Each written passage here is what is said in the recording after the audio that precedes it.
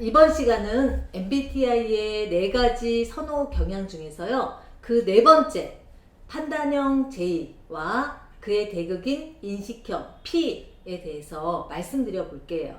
만약 MBTI 성격 유형이 ISTJ라면 영어 이니셜로 표현하면 J가 되겠죠. 판단형 J와 인식형 P는 생활 양식 지표라고 하는데요. 판단형은 좀 더 조직화된 질서 정연한 생활 양식을 가지고 있고요. 인식형은 판단형보다 자유분방한 생활 양식을 가지고 있다고 할 수 있습니다. 자, 판단형 유형의 특징을 보면요. 질서 정연이라는 단어로 사물에서부터 눈에 보이지 않는 관념적인 것까지 설명되어질 수 있어요. 판단형은 눈에 보이는 사물, 환경을 정리하고 질서를 부여하는 것을 중시하는데요. 생각을 구체화시켜서 계획을 세우는 걸 선호합니다. 그래서 일정도 철저하게 짜놓고 싶어 하고요. 또 일의 과정이나 순서에도 질서를 부여해서 계획을 세우고 그에 따라 미리미리 하려는 경향이 있습니다. 무엇보다 본인이 예상하지 못한 돌발 상황이 발생했을 때요. 스트레스를 받거나 불편함을 느끼기도 하죠. 반면 인식형은요. 질서 정연의 기준을 놓고 본다면요.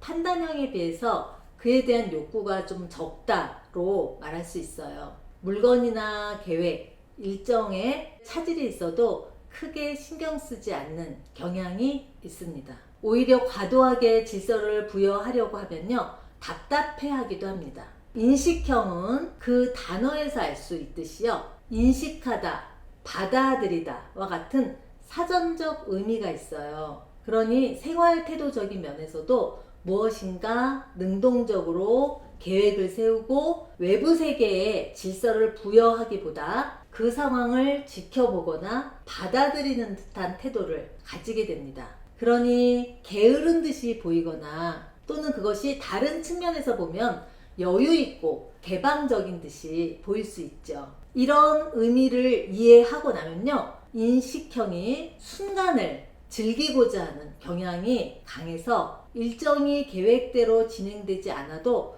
크게 불편해하지 않는 걸로 보입니다. 그에 비해 판단형은요. 어떤 목표를 위해 현재의 즐거움을 희생시키는 경향이 있기도 합니다. 판단형이 이렇게 질서를 부여하려는 특성이 있다 보니까요. 함께 있는 가족이나 친지와 같이 외부인과 함께하는 일상에서도 계획대로 움직이려고 하고요. 그 과정에서 함께하는 분들이 다소 불편을 느낄 수도 있습니다. 자연스럽게 간섭과 통제하려는 경향이 있을 수 있죠.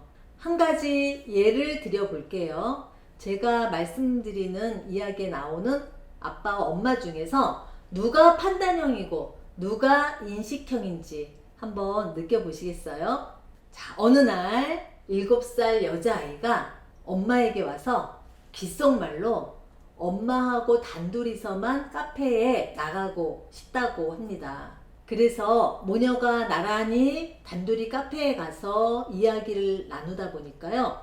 7살 여자아이가 하는 말이 엄마, 아빠와 함께 있으면 조바심이 나고 마음이 급해져. 편하지 않아. 그래서 엄마하고만 카페에 가자고 했다고 하네요. 여러분, 이 이야기에서 엄마 아빠 중 누가 J이고 누가 P인지 아시겠어요?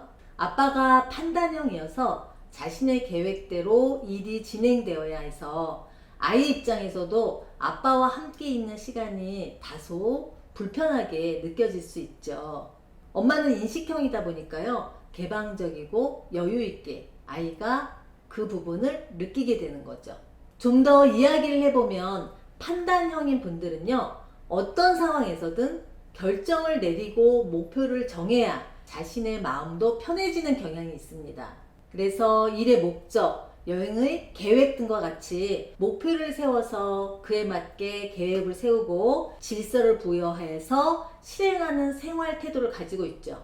그러니까 바쁜 일상을 내려놓고 쉬러 가는 여행에서도요, 계획적으로 움직이는 유형이 판단형일 확률이 높습니다. 그런데 여기에서 더 말씀드릴 것이 있어요. 판단형이 무조건 인식형보다 결정이나 판단을 잘 한다고 생각하실 수 있죠. 그런데 인식형이 처음 맞닥뜨린 상황에서 적절한 판단을 좀 더 잘 해낼 확률이 큽니다. 상황이 끊임없이 변하는 또는 재빠른 판단과 대처를 요하는 일들에서 말이죠.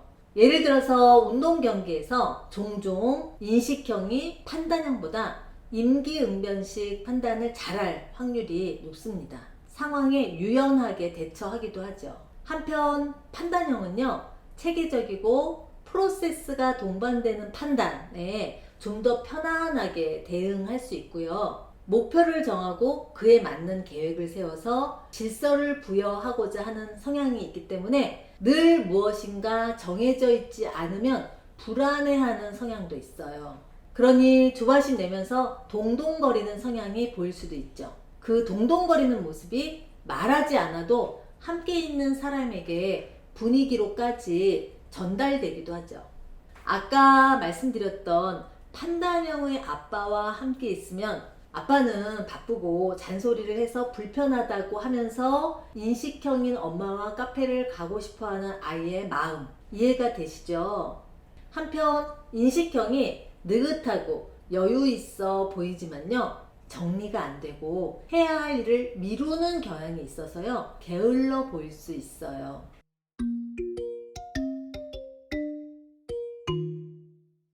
또 다른 예를 한번 드려볼게요. 판단형은요, 커피 마시고 갈까 하고 카페에 가서 조각 케이크나 커피를 마시고 나면 다음 계획은 뭐지? 다음은 뭐 하지? 본인도 모르게 이렇게 계획을 세우고 카페에서 할 일을 다 했다고 생각하는 경향이 있습니다. 그런데 인식형은요, 커피를 다 마시고 다음 계획을 생각하지 않아도 카페 분위기나 음악을 들으면서 시간을 보내기도 하죠. 자, 실제로 판단형과 인식형의 학생에게 이런 질문을 한 적이 있어요. 만약 오늘이 수요일인데 다음 주 금요일까지 내야 하는 숙제가 있다면 언제 시작하겠냐고요. 그 질문에 대해서 판단형 학생은요, 그날이 수요일이었는데 그날 한번 보기라도 한다고 대답하더라고요. 함께 있던 인식형 학생은 그 주는 지나서 주말 지나고 한번 보면 될 듯 하다고 하더라고요. 보통 공동의 일, 프로젝트, 발표와 같은 상황에서요, 판단형과 인식형이 부딪히는 상황이 종종 생길 수 있죠. 미리 기한과 목표가 정해진, 과제가 주어진 상황에서 그에 맞게 계획을 세우고 결과물을 만들고 싶은 판단형과 함께 일하게 된 인식형이 여유 있는 태도만 보이면서 공동의 작업에 적극적으로 뛰어들지 않는 생활 양식을 보인다면요, 그 갈등의 골이 깊어질 수 있겠죠. 전반적으로 판단형이 볼 때 인식형은 나태하고 게으르고 답답하게 보일 수 있습니다. 반면 인식형이 볼 때 판단형은요, 앞뒤가 꽉 막히고 너무 빈틈이 없고 인정머리 없어 보일 수 있죠. 이런 관점은 서로의 기질을 제대로 이해하지 못한 상황에서 자신과 비교하면서 상대방을 판단하게 되는 경우입니다. 우리가 지금 함께하는 이 MBTI를 통해서요, 판단형과 인식형의 기질을 이해하시면 서로의 다름을 편안하게 받아들일 수 있습니다. 더 나아가서 공동의 일을 하면서도요, 효과적으로 일을 처리하면서 시너지를 만들어 갈 수 있죠.